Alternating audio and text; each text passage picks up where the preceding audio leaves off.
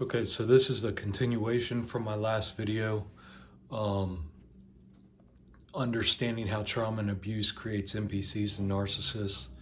If you haven't watched that, go back and watch that before you watch this one, because they all tie in together. Again, this is to understand how we as a culture, as a society, get into this mess. That was the first one, the first video. This one will be to show how we just continue in that hell that we're brought into, and how we continue it and pass it down to the next generation, and through our actions reaffirm for everybody else that this is normal and it's okay, and make it a common part of our culture. And as you'll see, I mean, our culture is very toxic. There's nothing good about our culture, nothing. And we're going to go through that here. So again, you know that we entered hell on the last video. We entered into hell. You know, really, we're in hell by the time we're, some of us, 8 years old. But this is once you become adult. Okay, once you become adult, you've gone, you've gone through all the programming, all the initiation, all the lies and manipulations, everything it took to get you from that pure, beautiful soul into your masks, into your NPC, into your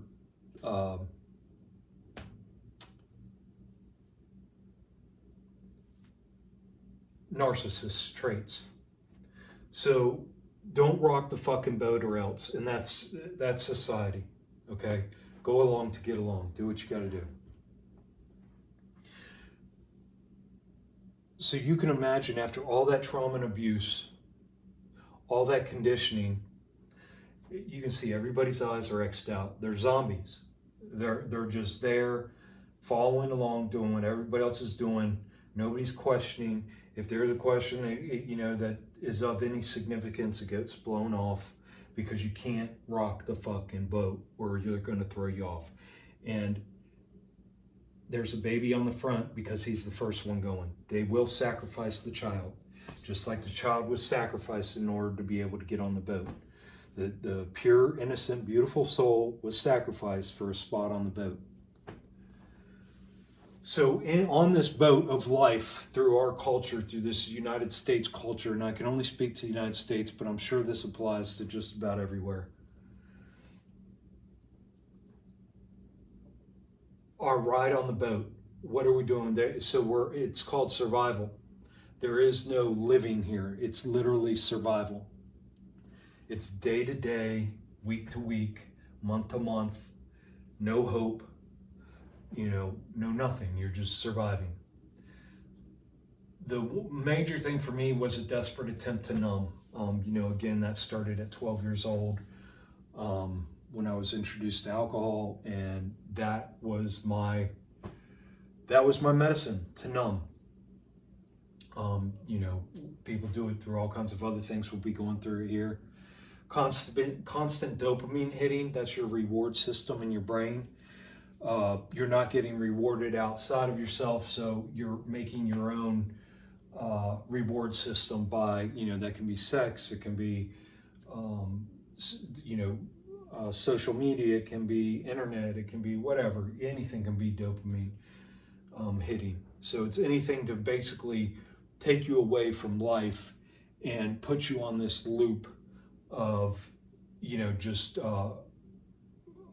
whatever kind of behavior it takes to get rewarded. Coffee and caffeine and things of that nature. Irresponsible sex.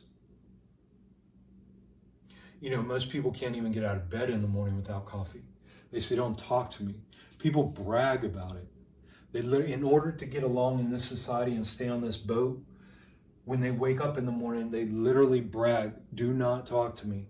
Like everybody knows, don't talk to me until I've had my coffee, right?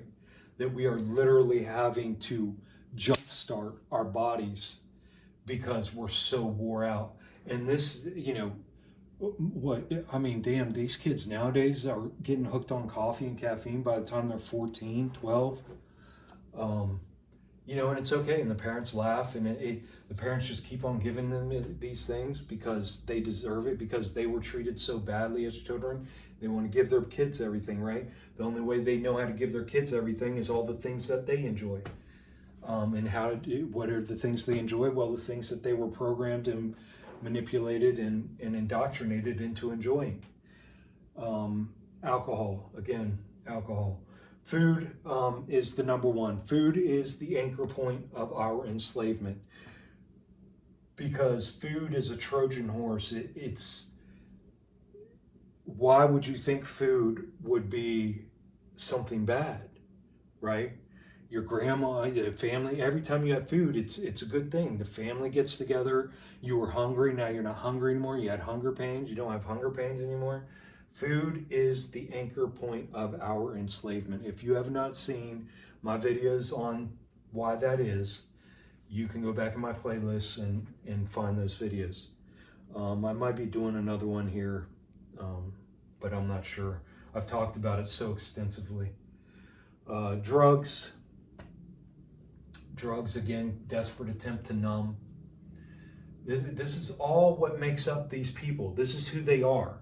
And they differentiate themselves by the type of coffee they like, by the constant dopamine hitting, what kind of dopamine, what they use for the dopamine hitting, what they use for to numb, whether it be alcohol, whether they're things food, whether things drugs, whatever it might be. That's how these people categorize themselves. That's how they form their friend groups. That's, all of their social groups through movies, shows, TikTok, social media, phone, tech, right? All that time spent on that. Through celebrity worship, worshiping celebrities. So you can see where, this is life in America. This is literally life in America. Unless, you are very fortunate and grew up somewhere where these things are non-existent. But even then, there's still other things. Celebrity worship, hero worship, worshiping anything outside yourself, right? Worshiping anything outside yourself, because why would you worship yourself? You know who you are. You know how anytime it's quiet, anytime nobody else is there, you're scared. The monsters in the closet, the monsters on the bed start creeping out, right? And you can't take that. So why would you worship yourself? You're a fearful, scared, angry, bitter, resentful, confused individual, right? Who has been programmed and indoctrinated to know that you're not enough, you never will be, and you better just shut your mouth and go along to get along. Zoning out. People zone out. You can look in their eyes. They're just zoned out. Going to the store. Going to the grocery store. They're all zoned out. Everybody's zoned out. It's the only way to deal. Everybody's afraid to reach out and talk or touch or communicate with anybody because everybody's coming from these places. It's not safe. You're dealing with a bunch of lunatics. People pleasing. The only way to not rock that boat is you better be people pleasing. Perfectionism. That's a big one too, because I dealt with that my whole life because I had to be perfect. If I wasn't perfect, I was going to hell. Okay? Even if I was perfect, half the time I was going to hell as a child. But you learn to be perfect in every way. Perfect meaning whatever the standards are. The cultural standards, the job standards, whatever. You have to be, that character that you've built has to be perfect. Going along to get along. Again, that's the basis. That's what it's all sitting on. Is all of this is what you're having to do to go along to get along, to be able to just not think, not question, not rock the boat. None of that. You just have to go along to get along. Shut up, shut down, tune out, right? Job and career. A lot of people just throw their everything they are into their job and career, and that's who they are. And that's sad. Money. Some people chase money their whole life, chasing money. Money, like money's going to save them. Like money is going to give them value. Like money's going to bring them happiness after all of the shit that in that last video we went through. Like money's going to just fix all that. Money's going to take care of that. Why? Because they associate money with the ability to afford all these things that numb them to the reality of what has happened to them, what's going on around them, and how to pull themselves out of that, which is going to be the next video, guys. I'm not leaving it at this. It's going to be 3 parts. The next one's we're going to come up on the scale and save ourselves. Status. Again, going back to people-pleasing, perfectionism, it's all about what other people think of you, so your status. Keeping up with the Joneses. I mean, how stressful is that? Oh my God, that at least, well, I did deal with that status thing, but not so much. I guess yeah. Yeah, I mean, when you get really honest and you really look at your intentions of why you did things and why you lived the way you did and all that, it all comes back to, status, what other people think of you, how other people view you, your place in the pecking order. And then that helps to understand why these people in management positions or these people in higher positions, why they treat everybody like shit, because it's the only way they can make themselves feel worthy. Otherwise, they feel worthless. Physical bypassing, treating symptoms and not the root. So doing all of this stuff, instead of treating your symptoms, you're treating your symptoms. So people are going to the doctors, right? Doctors and hospitals, getting on pills, getting injected, told, they're crazy, told this, told that. I mean, 100 different things. Medical malpractice is the 3rd leading cause of death in this country, which is a complete lie. I 100% know, besides food, that medical malpractice is the #1 leading cause of death in this country. But they estimate between 400,000 to 800,000 people a year. I say that number's 1/10 of the truth. I say that number's more likely 4 to 8 million people a year die from straight up medical malpractice. I say, and then of course, they have listed as diabetes and cancer being the top 2. But yeah, food would be the next thing. Reliance and faith in government, religion, science, and history. I just had this conversation with my son this morning. History. History is written by the winners. What did they do when the scamdemic happened in 2020? Just 6 years ago. We all know that was a complete scam. It was complete bullshit. 100%. We sat there and watched it and lived through it with our own experience and observations, and know for 100% that was a scam. But what is already being written into the history books is that we survived a pandemic. That thank God for the government, the CDC, the NIH, and the whatever else organizations out there that are whip us. They write the history. So even though we all know the truth, it gets over the years, and as time passes, oh, well, really, yeah, it was sort of bad. Yeah, I remember my buddy, my grandfather died, and my uncle died, and this stuff. Yeah, and they were all fat, and they were all on medications, and they all had a history of medical conditions, and they were completely unhealthy. Of course, these things are going to wipe out people who are not taking care of themselves.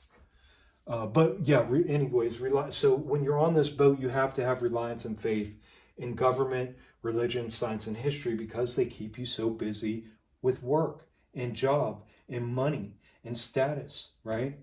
I mean, 50% of us are barely just getting by every month, every single month. Half of us in the United States are just barely getting by.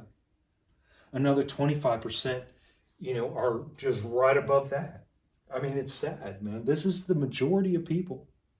These are all the NPCs walking around. Why do you think they're NPCs? Why do you think? I was here too. 6 years ago, I was here too. Partying, drugging, fucking, doing anything I could to keep my mind off of what the fuck was really going on. Because I saw nobody else questioned it. Everybody else went along with it. Why say anything? Why rock the boat? Why be that guy? Right? And that's how this thing continues, by people just continuing the traditions, continuing to just say, oh, everything's okay. No worries here. Yeah, this is how it is. Nothing we can do about it. Oh, well. Oh, just waiting for Jesus to come back on the boat. Waiting for Jesus. And so what do? We birth more slaves. And this is probably the saddest part, because we're adults and we've done it to ourselves. So, that's one thing. But then we birth more slaves. And why do we do that? Again, most people do that because they want something that's going to love them. They've never experienced love in their life, and they want true love. They know it's out there deep down inside, and they think if that thing comes from their own cells and comes out of their own body and from their own, biological self, that thing is going to love them. But again, from the last video, as soon as they're born, you're signing them over through the birth certificate and the social security number, sign them over into the slavery system. So people just birthing more slaves into this hell. This is hell, guys. This is hell. And it's kept up by gaslighting. Oh, it's not that bad. Oh, you're always complaining. Oh, it's just you. Everybody else is fine. Why can't you keep up? Oh, you were never strong. Oh, you always had this problem, that problem, right? So they gaslight the shit out of you. They shame you. They guilt you, right? You're constantly around anger. Everybody's angry everybody is angry. Deep down inside, everybody is angry. Even though they don't, even the nicest people, they're angry. Because they're never, even with all their attempts to numb, they never, especially as the older they get, they can't suppress that pain. And that pain causes anger. What does a dog do when it's hurt? And you come up to it, it growls. It's angry because it's hurt. It's like, leave me alone, let me heal. Right? Fear, false emotion appearing real. Everybody's afraid. Afraid of everything, afraid to be honest, afraid to be true, afraid to be authentic, afraid to speak their mind, afraid to question, afraid to do something different, afraid to call out the bullshit, afraid to change, afraid of the number one thing, the only thing that we're guaranteed. They're afraid of death, afraid to die. Doubt in themselves, doubting the whole system, doubting everything. But what do you do? What do you do? You're lonely. You've been taught and trained and conditioned. You're nobody. Who are you to question this? Who are you to question this? Who are you to question the government? They're experts. They've got this. Who are you to question religion? Your salvation is at stake. Don't do that. Who are you to question the science, even though it changes every 2 years, right?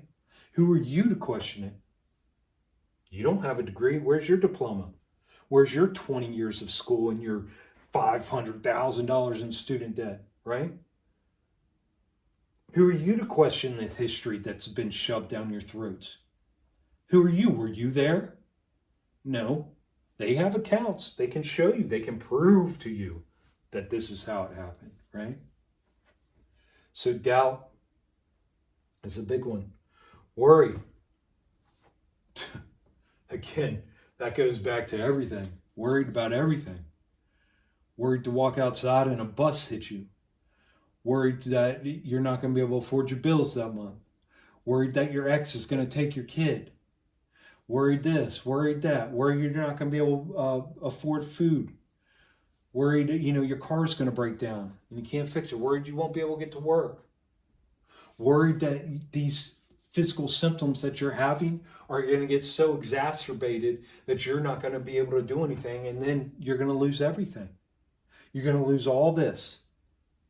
And that's what I'm trying to say is, in order to really question any of this, in order to make that change, because people make themselves so comfortable and so numb in this boat that in order to get out of hell, because this boat's in hell, in order to get out of this hell, we have to have something. For me personally, my personal experience was I had to have something rock me so fucking hard that there was no ignoring it anymore. And that's something that hit me that hard had hit me several times in my life before. But I ignored it and kept going, and the pain got worse and worse and just kept building. And I kept breaking this physical body and my mental self and my emotional and spiritual self down to nothing, until I was literally at a crossroads of death or rebirth. And so that's what the next video will be about. It's how we save ourselves. But yeah, once you get in here, think about that, guys. How hard is it to pull yourself out? If you have found your comfortable little place, let's say you got a nice little job, no matter what it is, right? A job you're comfortable at, a job you feel safe at, a job you're like, yep, as long as nobody fucks around, nobody changes anything, I could be here for the rest of my life and I'll just die. And I'll be known as, Timmy the mail carrier, right? Oh, Timmy's been delivering my mail for 40 years with a smile on his face, right? Just playing a role. That's all you're doing, playing a role within their system. And the only thing that I see that really can pull somebody to fucking jump out of that boat and into the depths of hell and face all their shit, so that way they can rise back up like a phoenix out of the ashes, is a major life event. Maybe your whole family got wiped out. You got in an accident, you had a near-death experience. You died and had a near-death experience. With, like me, major head injuries and bacterial infections and just the culmination of a life lived in toxic masculinity for so long, till it came to a head and the system just shuts down and can't function any longer. Everybody here's living with confusion, obviously. Betrayal, everybody here feels betrayed. That's why, when you get those friends and stuff and you guys help each other out and everybody's doing what they can maybe you only have one friend, or maybe you have a nice little community of 10 people or 20 people or whatever. But it's so easy to feel betrayed because, anytime somebody tells us, oh, well, you told me you were going to do that. Oh, well, you let me down, right? Think about those things and how then what does that do? Well, probably that person couldn't keep up because they're barely keeping their head above water as it is, right? So in the next video, we're going to go over how I rescued myself and the only way I can see that you can pull yourself out of this. When I came to my head and there was only two options, I could have gone to the VA and got put on all types of medications, gone through all types of therapy and tried to get a place in their care system where I could be taken care of. But I chose not to do that. I had done that before, the VA route with their medications and with their relying on their doctors who mocked and made fun of me and denied what I was going through and everything else, and put me and almost killed me with their medications, and then drove me to the loony bin because of their medications. So, you know, this is what everybody's dealing with. Even like I was saying, even if you got that good job and you're able to pay your bills and you got everything, all it takes is one thing. All it takes is for the government to go to another war, or to wreck our economy, or to devalue our currency, or, you know, any of that. And then that cushy little comfortable spot is gone again. So you're literally walking on pins and needles over here. You're literally on a teeter-totter at any given moment. And guys, this is why we have so much disease. This is why people are so racked with, you know, depression, anxiety. I mean, it's so obvious. This is literally how Americans live. And I don't care if you do have a good paying job and you have a wife in the boat, between the two of you, you make $500,000 a year. Oh, woohoo. What are you constantly thinking about? You're constantly thinking about money. Your whole life is centered around money and status and keeping up with the Joneses. And keeping that, you know, in your social media, so that way all your other well-to-do friends can see how well you're doing, and that you're doing just as good at them, if not better. This is terrible, guys. This is slavery. This is slavery. These are the systems that we were all born into. My mom went through this. That's what caused her to do that to me. My dad did this. That's why it was so normal for him to leave at 4 and just disappear. My stepdad did this to many, you know, did this whole thing. And then that's why it was so easy for him to, you know, have 8 different, you know, 12 kids by 8 different women, or however many kids he had. So it's just so, you know, it's so easy to understand people when you really look at it honestly, without going, you know, thinking of that one person or that group of people who really fucked you over and fucked your life up and hurt you really bad, mentally, emotionally, physically, and spiritually. You know, it's all about getting that empathy, because if we carry that hate, if we carry that fear, if we carry all that with us, it's just going to grow. It's going to, and not only that, it's going to kill us. And we never get a chance to experience what it's really like to live, because all of this is just surviving. And all of this is form, and all of this is a construct, and hell is a construct. We've made it. We made hell through our social and cultural conditionings. And it's really sad. But yeah, I'll just leave that there. There's, you know, obviously so much you can go over here, but I'll leave that there. I think that's good. Just, I mean, a lot of the people who will be watching this have already watched the first video. They and have been following along for a while and understand all this, and have ran it through their own processes of reasoning, and you know, see that I mean, you can't deny the truth. You know, you cannot deny the truth. And the only people that would deny this are people who are going back to government, religion, science, history, and their cultural and social norms for safety, and using, you know, phone and tech to back everything up. So there it is. And I'll be doing a third video on this, on how to save ourselves out of this shit.